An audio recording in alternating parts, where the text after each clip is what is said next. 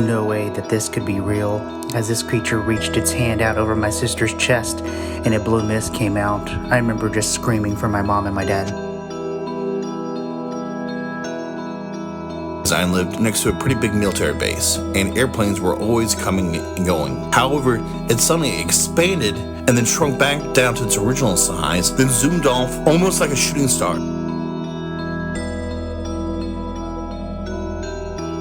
14 years ago, my family and I lived in a converted apartment for a mental health facility. At the time, my son was 3 and used to get nightly visitors in his room that would bother him daily. Welcome, class. I'm your host, Mr. Zach Schleicher. Alongside me, my cohort in all things supernatural, Mr. Joel Jackson, and you are tuned in to Beyond the Bell podcast.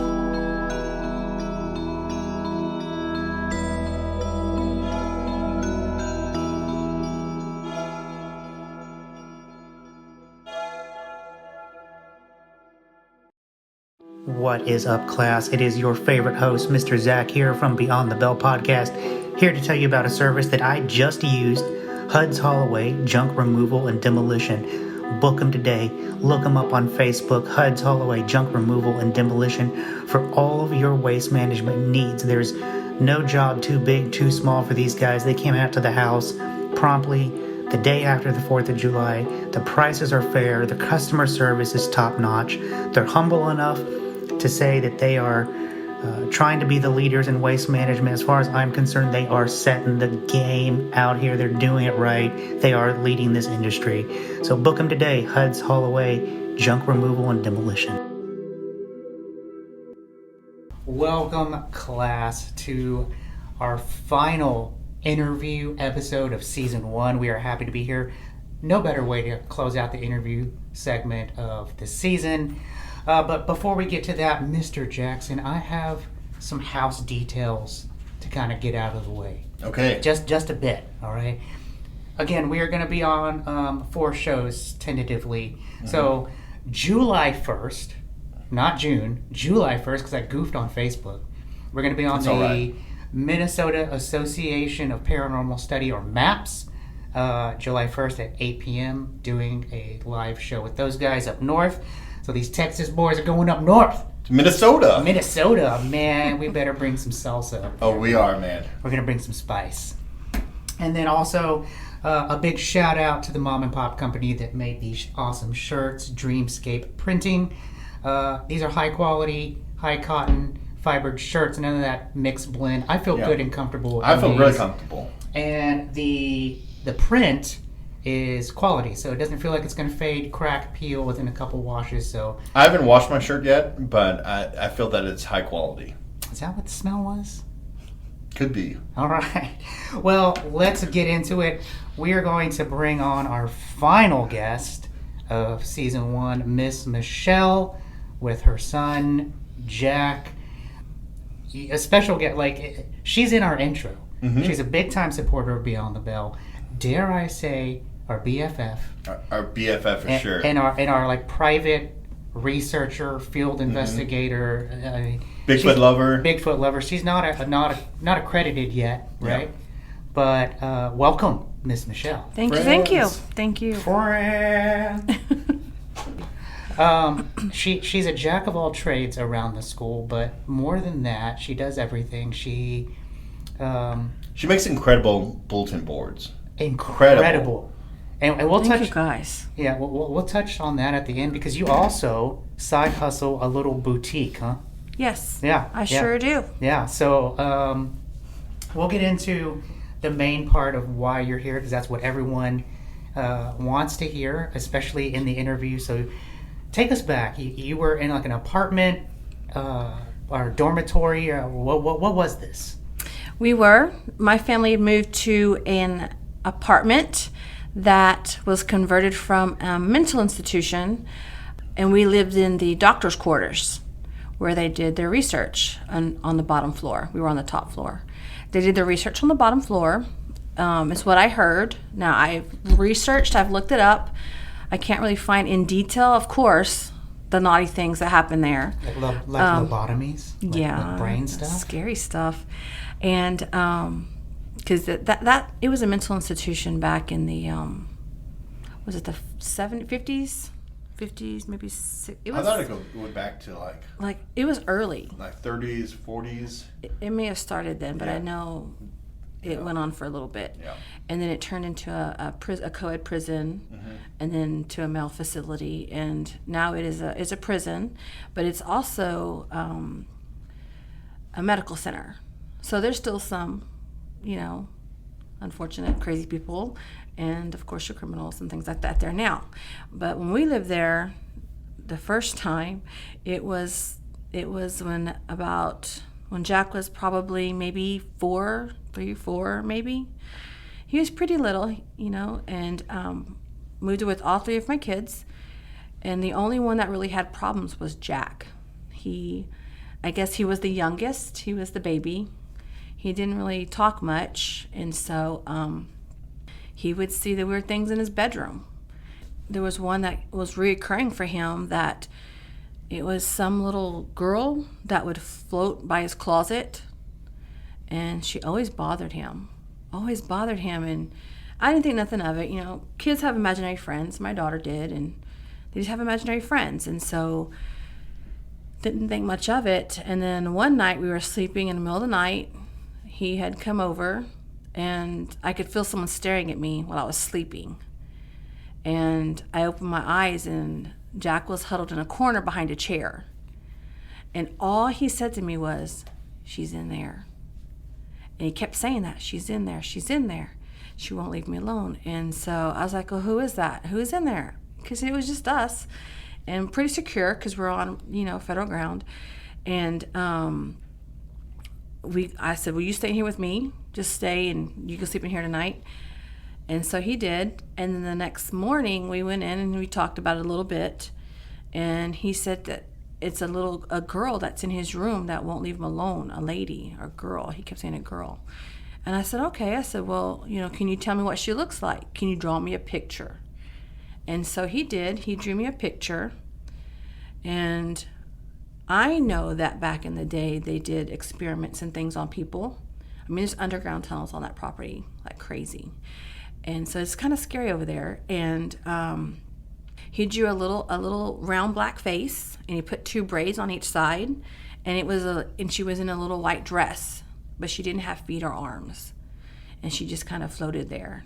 And he was little, and he drew it out. I still have to find that picture, but and he just kept saying that. And so we had someone come over, a family member, and she said, "I'm going to sleep in his room and see what he's talking about and see if I see it." And I said, okay, sure, if you want, because I was not doing it, but I didn't let him sleep in there. And so I said, okay, fine, you can do that. So she goes, well, he can come in here with me, because if he's seeing her, she'll come out when he's in there. And I was like, well, I don't know. And, he trusted her, so he's like, okay, fine. So he slept in there with her, and because he had bunk beds, and so they were sleeping. And in the morning when we woke up, she came out, and she said, don't let him sleep in there. And I said, well, what happened? And she had scratches on her face. And she said she saw her, and she tried to get up and say something. But whatever it was wouldn't let her get up, and it scratched her in the face, trying to keep her quiet. And so that kind of scared me. So we moved him out of the room and moved him in with his big brother. And we put him in there, and we shut that door, because we were there for probably another 6 months, maybe 8 months, something like that.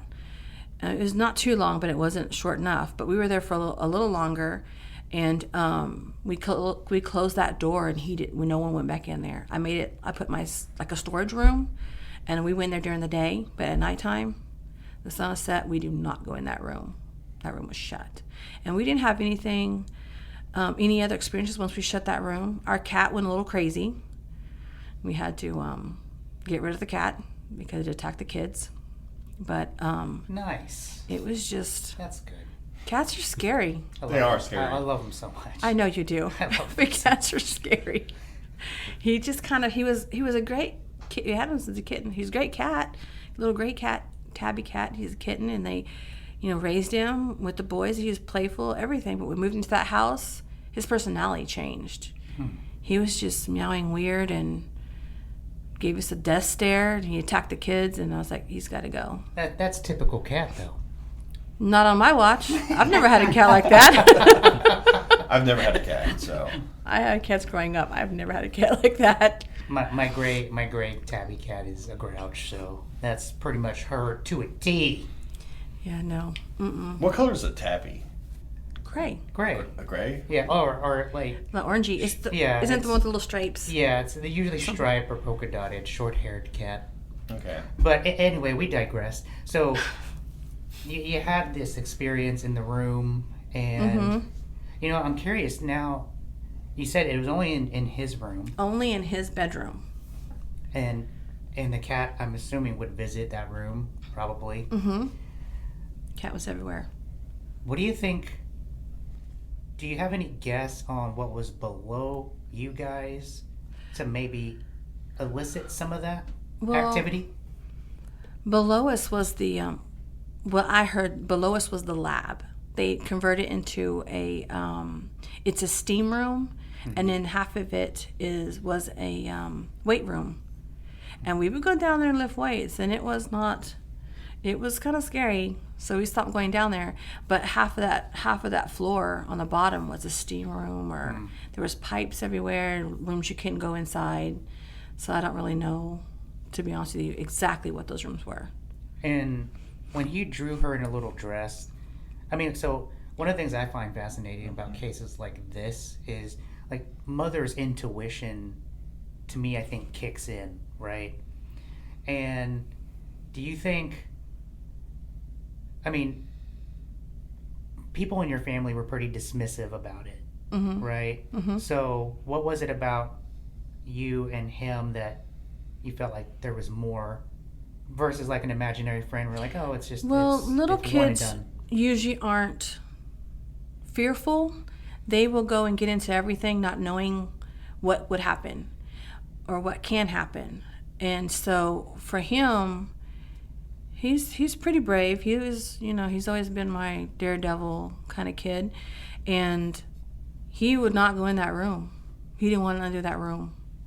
And so that's when you say, okay, you know what? Well, if it's going to make you feel better, we'll just shut the room and you move in with your brother and you go in the other bedroom. So it just... Did his brother ever report anything? It didn't happen to anybody else except for Jack. Jack was the only one that saw it. Jack, did the girl try to talk to you at all? No. No? No, she'd just be on the wall looking at me. The white dress sounds like it was a...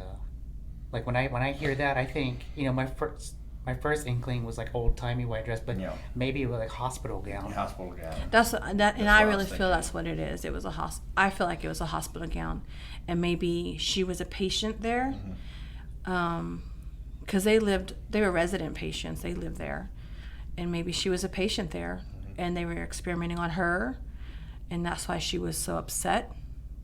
I don't know. That's what I think. Michelle, you said that your family member had like a sleep paralysis kind of type of deal. Like she couldn't move and then she got scratched. Did any of you guys ever experience sleep paralysis or got scratched? No.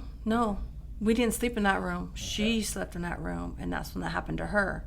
Because she stayed over other times, but didn't go in that room. She stayed, in the living room. And when she was in that room, that's when that happened. Only when she was in that room. Because people would come over all the time. Some would stay the night, but only when she was in that room did that happen. We didn't really let people go in there. How many people do you think were in that building with you that were living? It was us on one side, because there's 3 apartments, and the middle apartment was empty. And on the other side, straight across from us upstairs, there was a single woman up there. And she lived by herself. She didn't have anybody else with her. She was very quiet, didn't talk to anyone. I believe she was maybe a nurse there at the facility. I'm not sure what she did there. She was very quiet, kept to herself. Okay. I wonder if any of the tenants had other activity. We moved in right after someone else moved out, but I don't think I've ever heard anything of them. But after we moved out, they made that into an office. So now no one resides there. It's an office. we got lucky enough to go tour part of this when you showed us around, and I mean that building is a vibe for sure. It's a cool building, but there's a vibe. Yeah, it's not somewhere I would want to be living there or late at night. Yeah, for sure. At all. But that's wild. Yeah. That's wild. It's scary. Yeah, it is. It is. Jack, so this wasn't your only time that you've felt presence like this. Yeah. Growing up. So take us back to maybe that experience that you were telling us before the show about what you saw that one time. Oh, well, a little bit, but like probably like a week or so before that, I would see like shadow figures just around the house. Mm-hmm. Then I saw that. Then still now I see shadow figures every now and then. Just kind of dart by. Yeah. They look humanoid. They look like people. Do they look, spiritual, demonic? Like what are we looking at? Well, one time it was more on the demonic side, but most of the time they're just humanoid figures. And when did you see the one that looked more demonic, more frightening? I was 9 or 10. And was it in your room? Like No, how did you see this? I looked out the window one day, and on top of our neighbor's house behind us, I saw it on their roof next to the chimney, just standing there. Ooh. That's wild. That's crazy. Yeah, because we saw that was at the house after the prison. Mm-hmm. But before we went to the prison, we had a house that we sold, and when we walked in there, he was a baby. We walked in there, there was some sort of like weird shadow figure from the sun, but it was the shape of like a silhouette of a man, but with horns. And I thought that was the most weirdest tree shadow I've ever seen in my life. Mm-hmm. My mom said, shut that window right now. So we shut the window and we didn't look out it again. But the next day we went to go look. It was the same time, the shadow wasn't even there. There was not a shadow from the tree, which I thought was so strange. Because your eyes kind of play tricks on you. I thought, what is that? But I wasn't the only one that saw it. She saw it and she goes, look at that shadow. It looks kind of like the devil. And I said, kind of does. It was the shape of a man with horns. And then the next day she goes, go see if he's still there, because it could be the tree. Like, okay. Sure enough, we go outside or go to that window, and it was in the boys' bedroom. Go to that window, and there was no shadow from any tree. My next step would be calling tree service. That tree's gone next day. Well, man. there was Cut one down. tree back there, and it was in the neighbor's yard, and the sun was coming from behind the tree, and that's how we saw it. But the next day, the tree didn't move; it stayed there. And the next day, there was nothing on the side of that house. It was just so odd that shape had come up from something. How long did you live there at that location? That location, we lived there for 10 years. So you would have 11 years. seen it Many times. hundreds of times. Yes. Yeah, because it was in one of the If bedrooms. it was purely sunlight, shadow cast. Yeah. But that one day you looked out, and there it was. There it was. I will never forget that. I mean, it was so real. It was very scary. Yeah, how ominous, though, to have that cast over, especially in his room. To be honest with you, I think, and I know people are going to call me crazy, but I think something follows him. Because he's, of all my children, he's the one that sees things. Well, knowing you for, my gosh, quite a number of years, there seems to be something about the two of you that when you guys get together, it could be here on stage, you guys are setting up for a dance by yourselves, and what'd you hear? We heard like witch's laugh. Like a witch's laugh, yeah. Yeah. It was so weird because I was on one side of the stage and he was by the door and we weren't looking at each other because I was working on something and he was hanging something for me, and we heard it. And we heard it. I heard it. I wasn't sure he heard it because I was by the stage. And I turn around and he's looking at me. He goes, "Did you hear that?" And I said, "Yes, I did. We need to finish up and get out of here." And that's exactly what we did. And get up and go, man. We got up and go. We left. It was so plain as day. We thought, "Is somebody outside?" So we looked outside. No one's outside because people play in our parking lot. No one's outside. but we heard the witch's laugh. And I thought it was the most scary. It was a scary sound. I mean, I don't know how you felt. Maybe you thought it was kind of funny, but to me, it was a scary sound because we turned around at the same time and looked at each other and goes, "What was that?" And I was like, that's creepy. sounding like a witch. Yeah, and again, I mean, you worked here at our school for 20 years. You've gotten used to the sounds of the building, even sounds of the neighborhood. Yeah. That hasn't really changed that much. So to hear like a witch cackle. And remember the other day we did see a turkey near campus. We did see. That's for the next episode. So that's Joel's jumping the gun. He's jumping the gun. He's jumping the gun. You'll have to wait for season 2 for that episode. Season 2. Yeah, turkey near campus, witch cackle. They're around. Man. They're around. They're shape-shifting near school. They are. You've had other people come up and tell you things because you're like the face of the school. So you're the meet and greet people of the school. People build a rapport with you. They trust you. They feel comfortable talking. Everyone loves you. Everyone loves you. I mean, Thank you. so they feel comfortable talking to you, and they share stories about spots in the building. And you had one. Who told you the story about the office and the children? The office and the children. Was it our maintenance guy? That, the one where they would their son or their grandson wouldn't go in the office. Yeah. Because he could hear a man yelling. Yeah. And there was no one in the office except for the only ones in the building were himself, the maintenance guy, and his grandson. Mm-hmm. And when they walked past an office, the grandson stopped, and he's looking at the office, one of the offices in the middle of the building, and he said that man in there is very angry. His grandson was probably about 4 or 5 or 6 maybe. That man is very angry, and he goes, "There's not a man in there. No one's in there. We're the only ones in the building." And he said, "No, the man in there. There's a man in there. I can hear him yelling." And so I said, "Well, did you look? What was in there?" He said he opened the door and the room was dark and no one was in there. But his grandson could hear, I'm getting goosebumps. His grandson could hear the man yelling in that office. And I thought that was the most weirdest story. I was like, man, really? That's crazy. But he said his grandson didn't want to go down that hallway anymore. He would go around. Thank you. Yeah, no thank you. No thank you. Yeah, no thank you. No thank you. So it happens at this apartment. Prior to your apartment, was you living at the other location? At a house. Mm-hmm. We had a house. When was the first time you noticed stuff like this? Oh, I was little.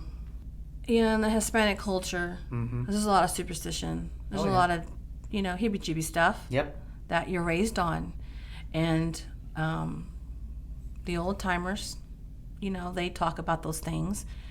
And, that just happened in our home. That our old timers would talk about that stuff, and do things, and just kind of grow up with it and say, "Oh my gosh, that's what happened," and just kind of keep going. Or you see it and just keep going, But you're more accepting, I think, because you have other siblings, right? That aren't. I do have other siblings. As open, or maybe even, I'm going to use the word sensitive to it, because I think. I would say. I think you and Jack are pretty sensitive to it, and you have, I don't know, these just frequent occurrences. I mean, you go by a really cool clock, and what happens? Yeah, we bought a clock at an estate sale of an older gentleman who he would work on clocks. He loved mantle clocks, cuckoo clocks. He had a whole, like a workshop full of clocks, clock parts, everything on these shelves. And I found one clock that its body was perfect condition. It's from, I think they said Scotland, Germany. It was one of those places.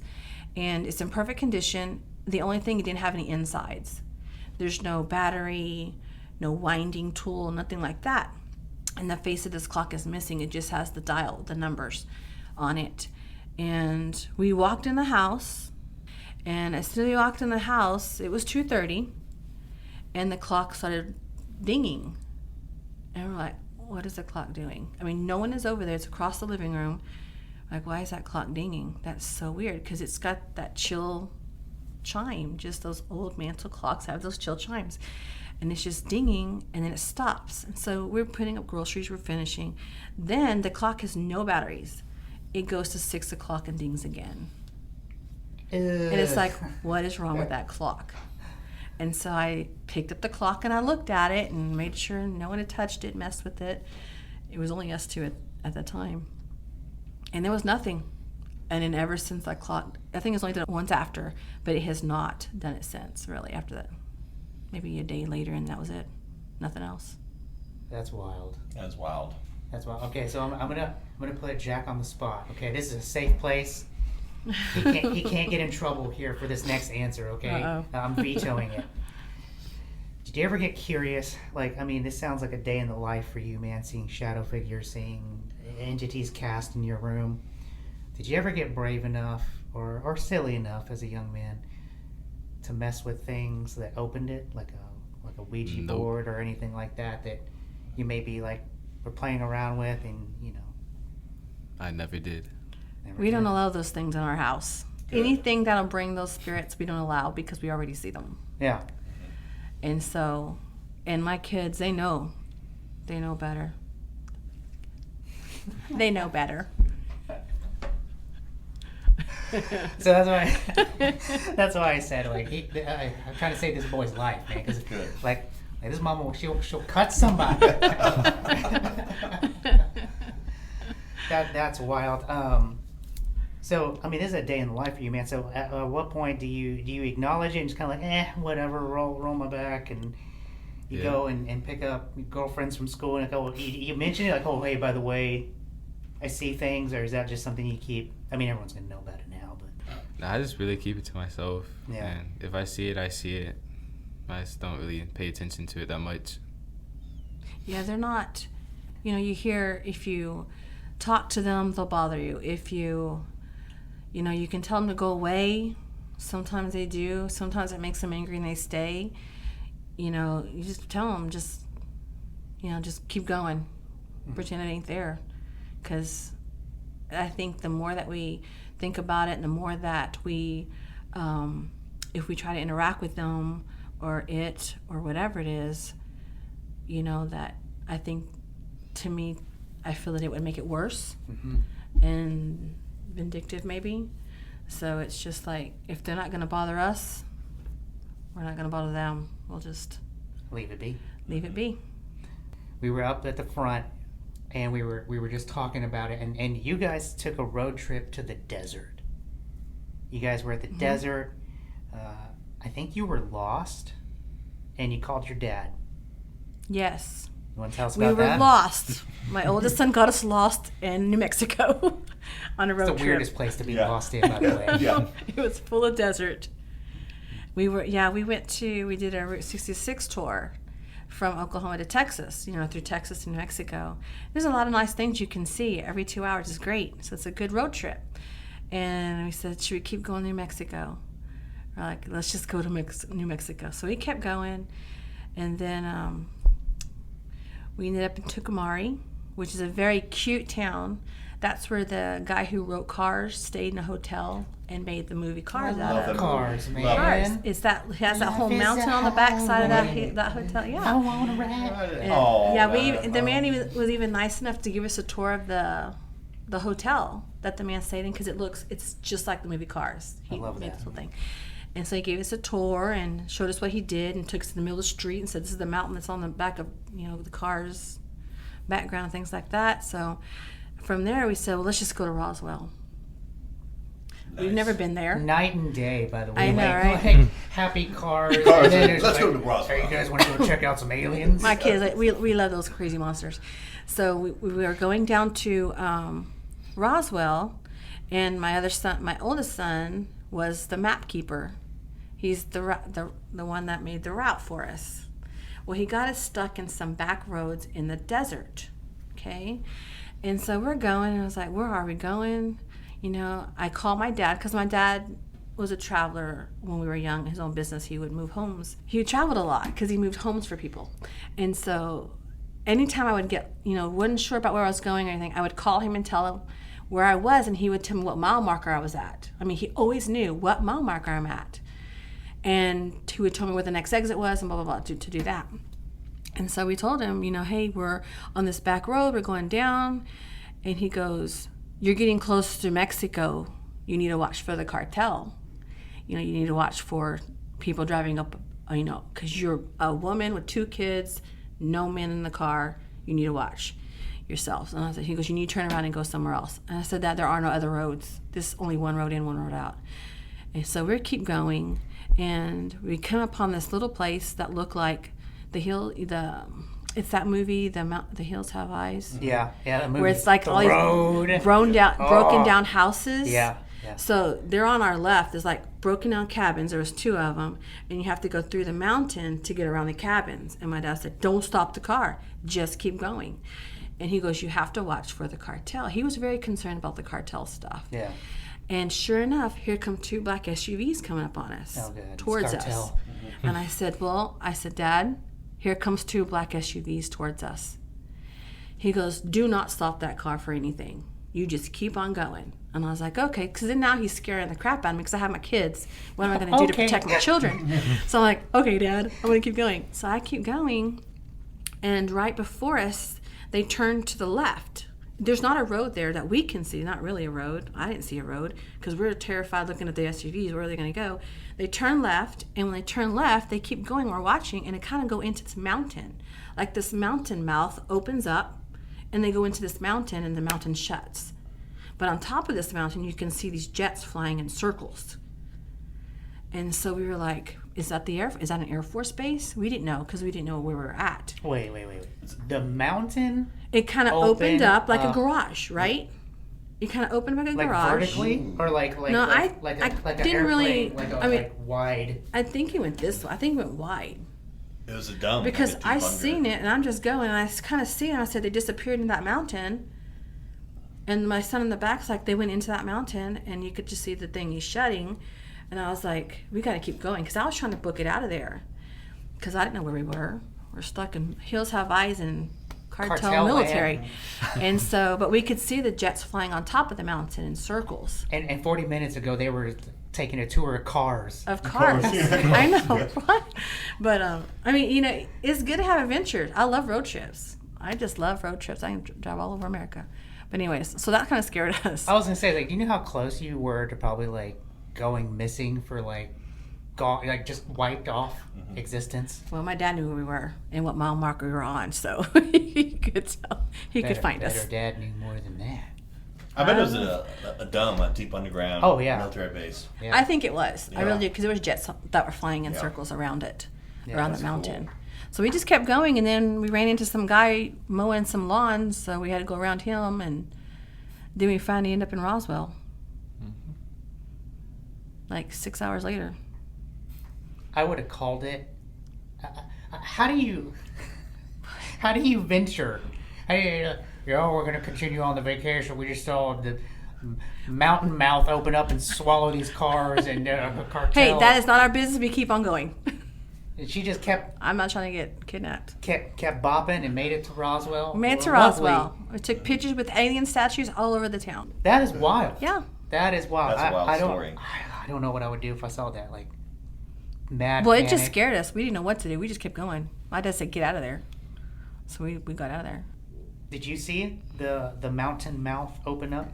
I did not. You did not. He was sleeping. He was the snack and radio guy. He was the snack and radio guy. Yep. Not the map guy. No, the map guy's in the back. There we go. Here we go. There we go. Maps and snacks. That's what he was. You were radio guy. Maps and snacks, radio guy.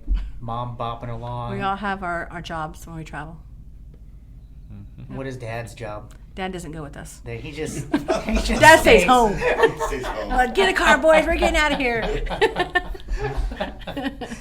That is awesome, man. These are just fantastic stories. Great stories, man. These are fantastic, and knowing you for so long, we know that something happened, believable. Mm-hmm. Knowing Jack, watching this guy grow up, man, I can't imagine. You, sir, are braver than I am. I'm letting you know that now. Me too. You're way braver than me. I would have screamed to high heavens, I think. But in addition, before we do wrap and let everyone get on with their, what is today? Wednesday? Thursday? Thursday. Mm-hmm. I think I said it a little bit in the beginning. You do a little side hustle right? You make a little crafty crafts. First, I am Scrap and Craft Designs by MF. Okay. Okay. MF.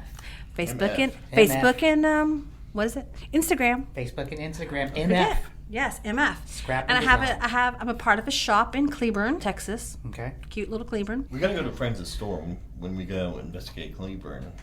Yeah, we'll be out in Cleburne investigating a school out there, doing a live podcast out in the grounds of this Don't forget the Cleburne Goat Man. haunted school. Cleburne. Oh man, oh more goats. These goats, man. They're everywhere. love 'em. They're everywhere. But go out if you are local to the area. Go to Cleburne. Go to like and subscribe her Instagram. What was give me the name of the shop again? The shop is called Two Sisters Antiques. Two Sisters Antique. But what is your shop? Mine is Scrap and Craft Designs by MF. Scrap and Craft. Go like them.